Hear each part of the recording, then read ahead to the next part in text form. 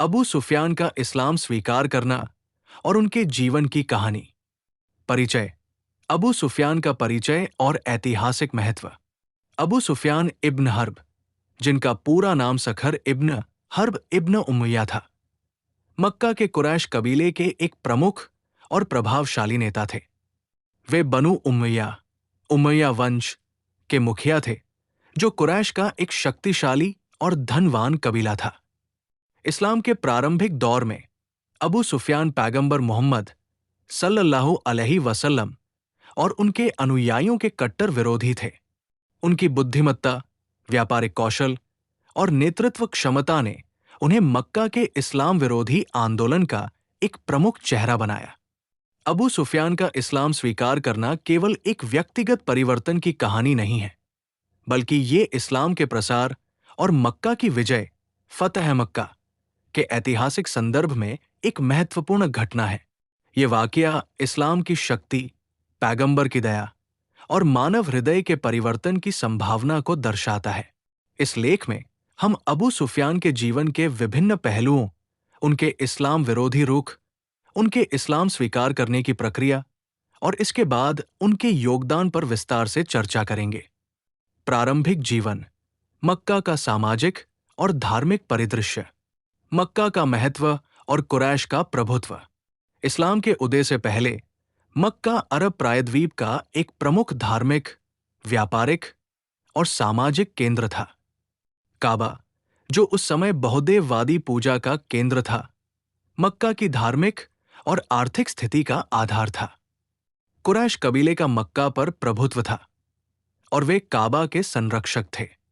कुरैश का बनु उमैया वंश, जिसमें अबू सुफियान शामिल थे, धन, व्यापार और प्रभाव के मामले में अग्रणी था। अबू सुफियान का जन्म मक्का में एक धनी और सम्मानित परिवार में हुआ। उनके पिता हर्ब इब्न उमैया कुरैश के एक प्रमुख नेता थे। अबू सुफियान ने अपने पिता से व्यापारिक कुशलता और नेतृत्व कौशल विरासत में पाए।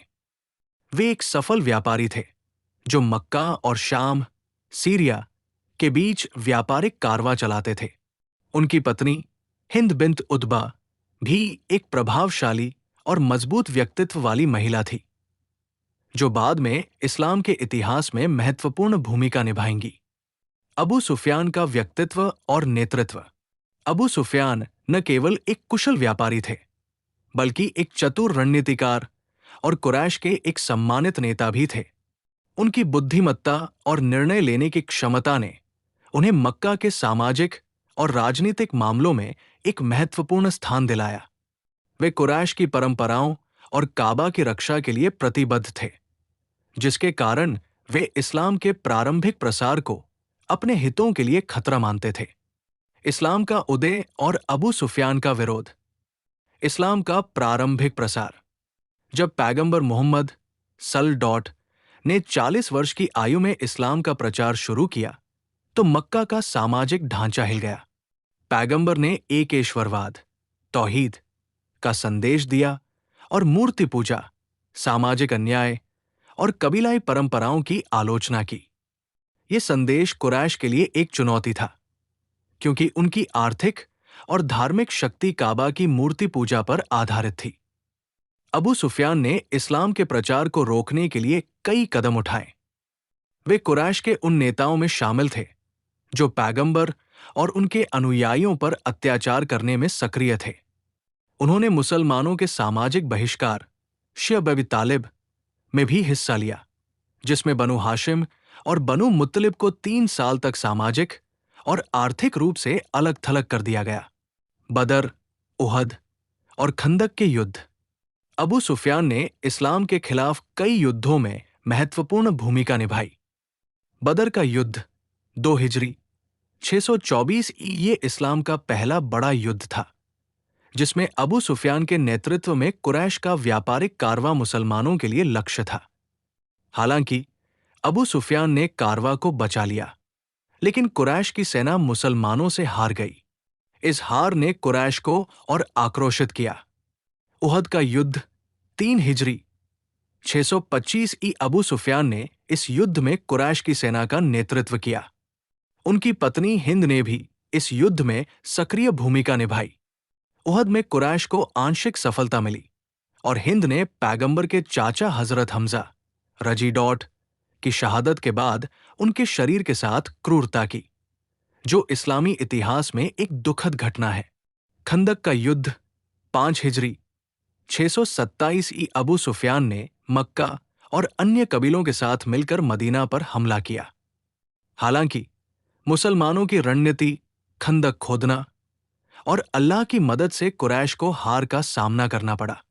इन युद्धों में अबू सुफियान का नेतृत्व कुरैश की हठधर्मिता को दर्शाता है, लेकिन यह भी स्पष्ट हो गया कि इस्लाम की शक्ति बढ़ रही थी।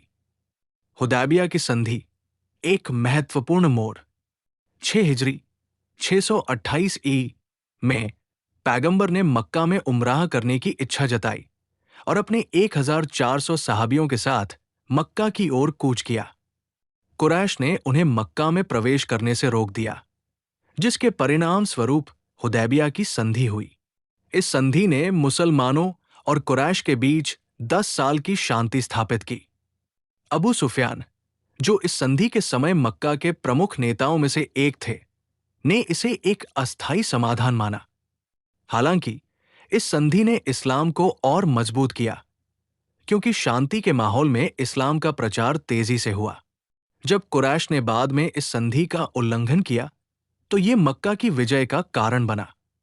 मक्का की विजय और अबू सुफियान का इस्लाम स्वीकार करना। मक्का की विजय की पृष्ठभूमि 8 हिजरी 630 ई में कुरैश के संधि उल्लंघन के बाद पैगंबर ने मक्का पर विजय की योजना बनाई।